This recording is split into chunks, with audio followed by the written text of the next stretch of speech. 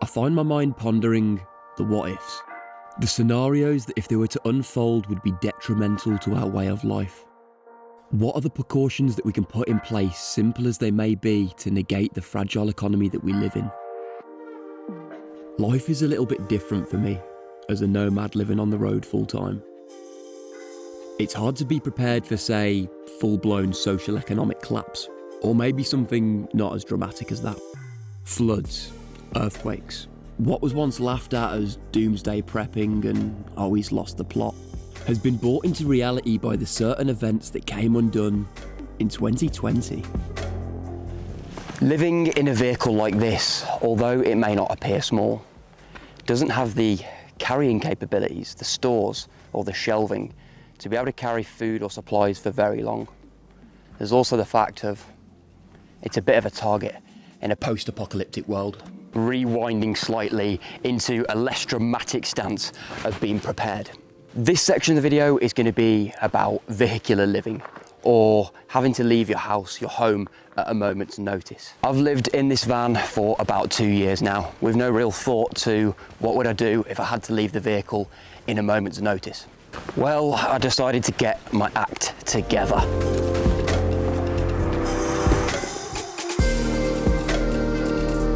What you've got to really think about is fight or flight. And living in this vehicle, I'm currently sat on top of a rather large lithium system. Now, if you don't know, lithium, if it catches fire, it'll give the sun a run for its money. It'll probably melt through the bottom of the van.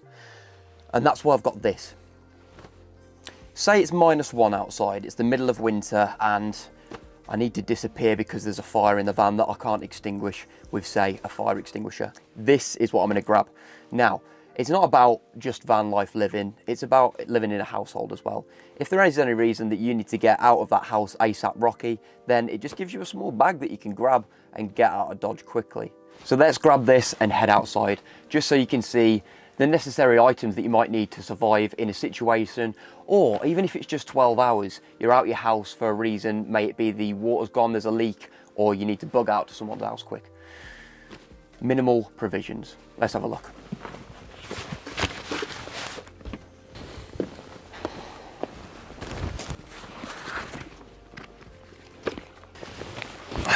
Now, I wanted to go for a compact setup, and I think this is what this Helicon-Tex 18 litre Bergen backpack does. This is from Military First, and it's made of 500D Cordura, which is the same stuff that we used to have our gear made of back in my army days. I've been using Helicon for quite some years, and I know that it's rugged. You'll have seen me wearing the baseball cap, as well as bits of uniform that I wore in the military that were also Helicon based. Not to mention that Military First do an awesome lineup of all of Helicon-Tex's gear. I've got an extra pouch on the front of here, but other than that, this is just the backpack. Now, I must say, I wish I'd had one of these in my army days, because it is an extremely gorgeous pack. But let's start walking through what's inside it. This has been a pretty budget loadout from stuff that I've had laying around, old military stuff, which you can pick up cheap on eBay and stuff like that. But here we've got, in the first side pouch, perfectly fitting, is an issued 1 litre water bottle. Water is always key. 3 minutes without air, 3 days without water, 3 weeks without food. Underneath that then, and is the only other thing in this pocket, is this stainless steel bob pot. Now this thing, as you can see, I've had it on fires many a times. It's basically a mug, but you can cook anything that you need to, as well as boil water in this on a flame or a fire. And the good thing about this, let me just wipe that off, is that it fits impeccably with the issued water bottle. Now that's all that's in that side pouch. Bearing in mind, I'm currently living in the middle of the woods. I wouldn't have the pack set up like this if I was in towns. Next is the tools that I've got on the extremities of the pack. I've got my Azula SE2. And this is my go-to compact bushcraft knife. It's small enough that you can get a good grip on it and make feather sticks if it is that you need to light fires, but it's also small enough that you can butcher game and anything like that. It's a super hardy knife, and I've used it for battening and splitting many times. On this side then, what's great about this pack is you can slide things behind these pouches that sit on the side, and I've got my axe. Now, This is an old Gerber axe that I had laying around in the garage of the van. It needs some prep work doing to it because she's rusted, battered, and needs a bit of love and care. I think it's because I lost this for a very long time in a wood pile and then found it again pretty recently. The good thing about this axe is because it's polymer, it's pretty lightweight and you haven't got to worry about splintering the wood of the handle. You've then got this saw that sits magnetically and with a cover cap in the handle base. And that thing, although it's pretty short, is okay for use on small branches and stuff like that. If noise is an issue in a location, then you don't want to be swinging an axe around. So it's best to stick to knives and saws when collecting firewood. That then gives us space into the other pouch. Now, all we've got in here at the moment is a second British Army issue water bottle. 2 litres of water, I think that's enough to carry in a pack this size. But what it does bring me on to is what's in here. Now, first things first is a waterproofed small power bank and an iPhone charger. If you need to get in comms with people and your phone's dead, say it be the middle of the night like we talked about previously, then you're going to want something to charge your phone. That'll probably charge my phone about 2-3 times. After that, you're on your own. Also in here is a Petzl headlight. Now, that's got red light on it for stealth, or you've got white light if you hold it down. And that's super bright. That is my old army torch. The reason I brought you into this pouch is because of this. This is my MSR water filter. Now, I'll label all this stuff down below, but this end goes into the water source, squeeze like so, and that'll refill your water. Good from rivers, streams, and it'll purify most things. I've also got a fire dragon in here, which is an old issued fire lighter. So that'll last for about 5 minutes and it packs an insane bit of heat. If you need to get a fire lit pretty quickly in the damps of winter, that's going to help you out. In the smaller pouch in here as well, I've just got 2 mini Bic lighters. You can never have enough lighters around. And what I will do as an improvement on those is wrap them with tape on the ends and dunk the ends in wax, and that'll keep them waterproof. You peel the wax off, take the tape off, and then you're good as gold. That's all in that pouch. Moving on to food. This big pouch out the rear is actually quite accessible. I haven't decided yet whether I'm going to leave this as a food pouch or whether I'm going to use it as my shelter pouch. You've got a double clip like you can see, and then a cinch on the top. In here, I've got 1x Cliff Bar, another, a real Termac meal, another real Termac meal, another,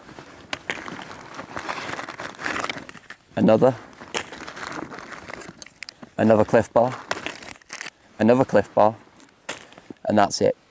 4 Cliff Bars and 4 main meals. Moving on to the top at the rear here. Snickers, another one.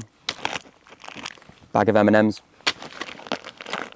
another bag of M&Ms. Packet of beef jerky, another packet of beef jerky.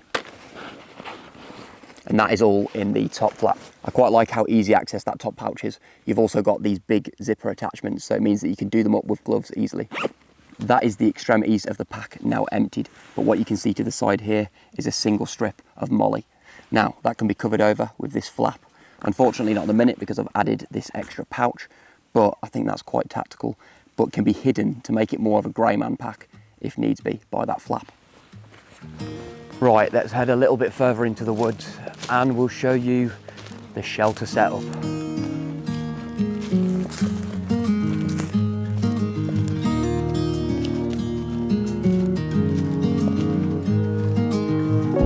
Right, this looks as good a place as any. But first thing first, I've got to take this jacket off because I am warm. It's a very hot day here in the UK, ranging up to 25 degrees, which I can't hack because it's humid and it's t-shirt weather. Let's lose the pack. We'll walk through the shelter system in a second, but quickly, here is the jacket that I've got paired with the pack. Now, is it just a jacket? No. It's actually a very close copy to the British Army smock, which I've worn for many years, but it's in a less in-your-face colour. Rather than being MTP, I've got it in Coyote. This is the Helicontex SAS smock jacket. Hood, It's got an awesome hood on it, much better than the old issued ones that used to have a strange peak on there, which we always used to go and cut off. You've then got these cinches. So you can cinch that tight, and then again on the back of the hood. And that's brilliant in the winter for keeping that wind out. You've also got these zipper pockets that sit on both sides on the front, as well as the button-up pockets that sit on the front of the chest. Now inside these pockets, I've got my gloves, one each side, just so they don't protrude too much. A good set of gloves is necessary out in the woods. The last thing that you want to do is injure your hands and put yourself out of the action. In this pocket, I've got a jet turbo lighter. And that just makes fire lighting super easy. Something that I do really favour about this smock is the button. There's a press stud button at the bottom of the zip there, and that just stops you from unzipping it all the way and stops any unnecessary strain going on the zip of the jacket. In these pockets then, on this side, I've got an issued buff. This is just handy if you want to try and avoid the midges, or as a sweatband around your head, you can wet that and it'll keep you cool. Also on this side, I've got an O-Light torch. Now this thing is called the Baton Plus, and it is awesome. Very tactical looking, and it's also double tap, extremely bright. I like having a torch like that because it gives you a better field of view rather than just a head torch. In this right hand pocket, I've got a Leatherman. That's my pliers, screwdriver, small pocket knife, and much more. You've also got these rugged zip down pockets on the side of the main pockets here, and they're great for just tucking your hands in and keeping them warm. Around the centre line of the jacket as well, you can see that there's this elastic cord. The ones in the old British Army smocks used to be, you'd tie them together and you can never change it easily. With this, you can see that it's cinched around the waist and it's got an elastic mechanism to it. You can slack this off if you've got bigger clothes on underneath, or if you've got just a t-shirt on, you can cinch it to your waist. There's also a secondary tightening system at the base of the jacket, which is on cinch points and elastic here as well. And that's on both sides. What I love about smocks like this, although they may not be waterproof, they are very windproof, very rugged, and you're not going to rip and smash them up in the woods. When I talk about waterproofness, you can also iron wax into these. By waxing them, you're not using all the horrible materials that you get on standard waterproof jackets of today, and you're using an old school technique that'll last you far longer. Right, let's lose the smock then, because it's pretty warm on a day like this. So,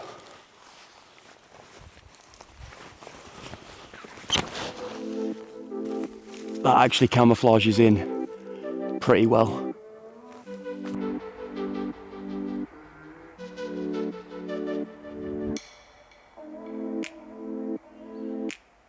Let's delve into the main compartment of the pack. Now it's 2 clips either side and it's got a top flap like so. The first thing that I've got in here is my waterproof jacket. Now this is a Mammoth one. It's pretty lightweight. It's got a decent hood on it and it's a nice big size, so I can fit it over the top of the smock or my synthetic jacket that I've got inside here. It's a nice dark green colour as well, so it keeps you fairly well hidden when in the woods. You've then got 2 cinch layers. The first one, which closes up the pack, and the one on the outer layer. These just cinch together and it helps you pack your stuff down into the top of the pack easily. This is my DD Superlight tarp, and this is about 3 meters by 2.8 meters. So it's relatively small, relatively compact, and it's in a dark coyote colour, which means that I can string it between trees in here and you're pretty stealth. You can have it low, not be seen very easily, or have it higher over a hammock or something like that. We'll set that up in a minute. Next is my ground sheet and roll mat, and I've got this folded in half, but as you can see here, rolling it out like so, you've got a waterproof membrane on the floor and then your blow up mat. This material underneath is the stuff that we used to make subsurface OPs out of in the British Army, and it's just a really hard wearing waterproof membrane that's also dark in colour and not going to show up very easily. This isn't so dark in colour. This is just a cheap Alp-Kit mat. I think they're about £40, and that just blows up at the base of it there with your mouth. Now, this isn't very good in cold weather, but it gives you a little bit of comfort and keeps you off the ground. So there's your shelter components.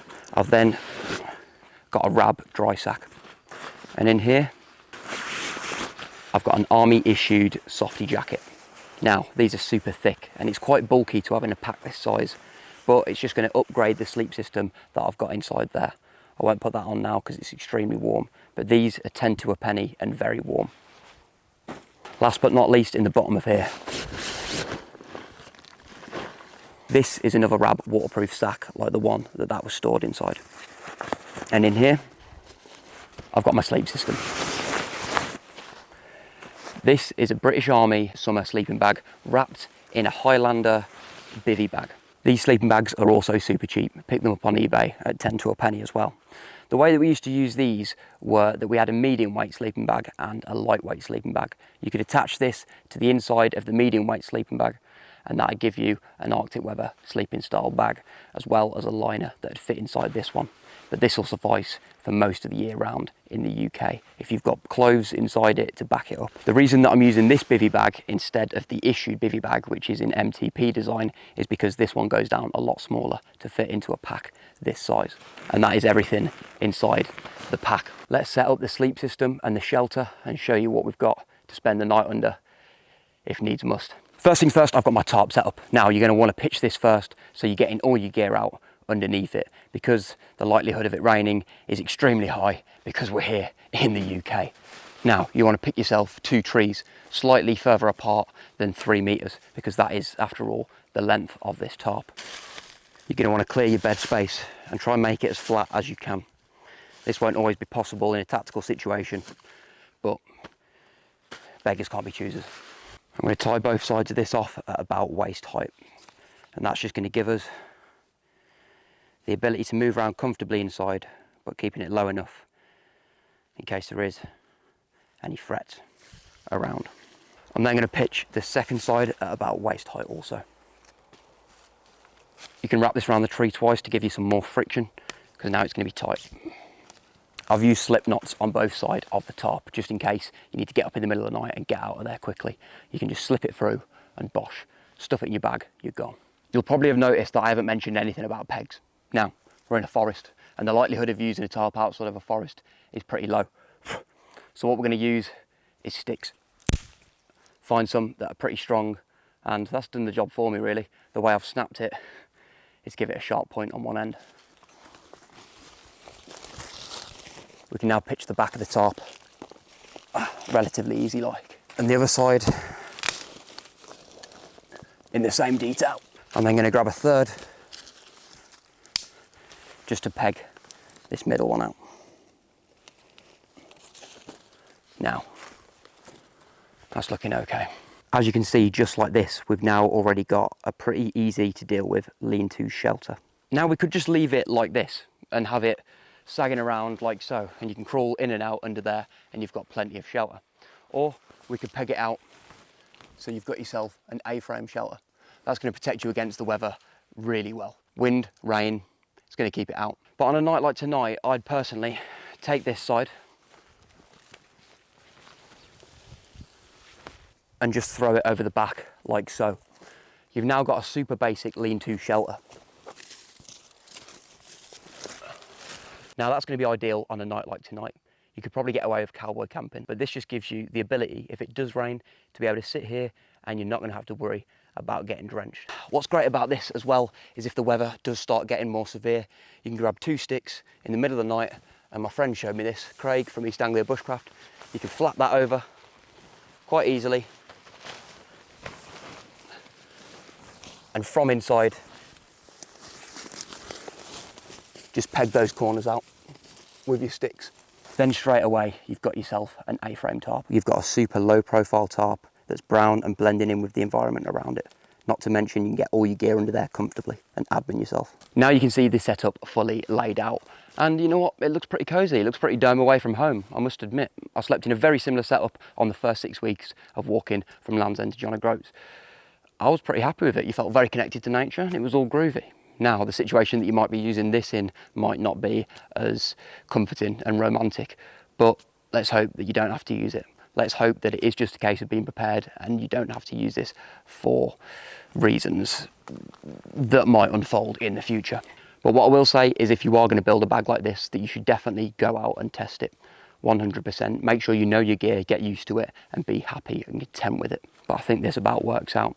I'll be doing a night in this soon, and I'll I'll show you a night under the stars with it and how it rolls. So it'll be a bushcrafty kind of video using just the loadout, parking up the van in a similar place to this and coming out for the night. Maybe a cheeky beer just chucked in the side pouch of the bag, and have a little fire as well. But you know, we can also do one covert if that's what people want. But, right, sweet.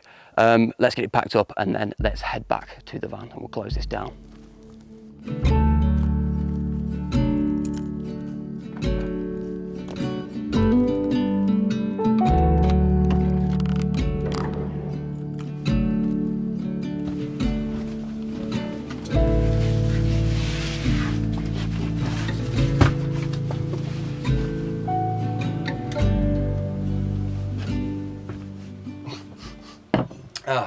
Right, so I might have gone for a small pack. Somewhere in between. You can go smaller, you can go bigger.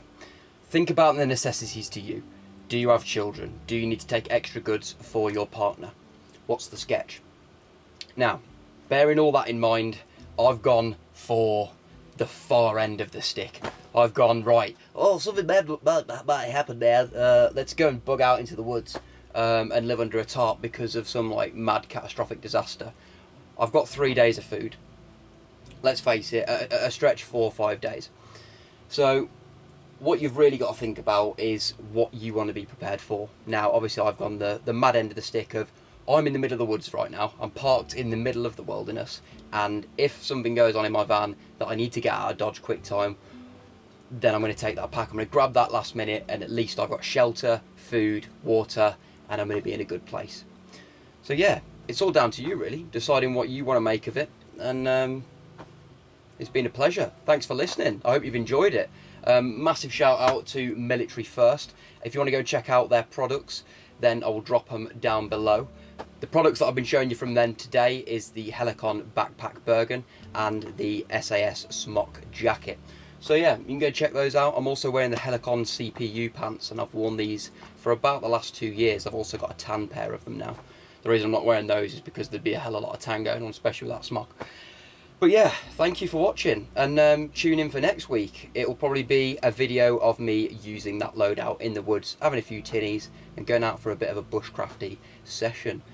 So yeah, enjoy. There's some amazing stuff coming up. I'm really looking forward to showing you guys, and it's been an absolute pleasure.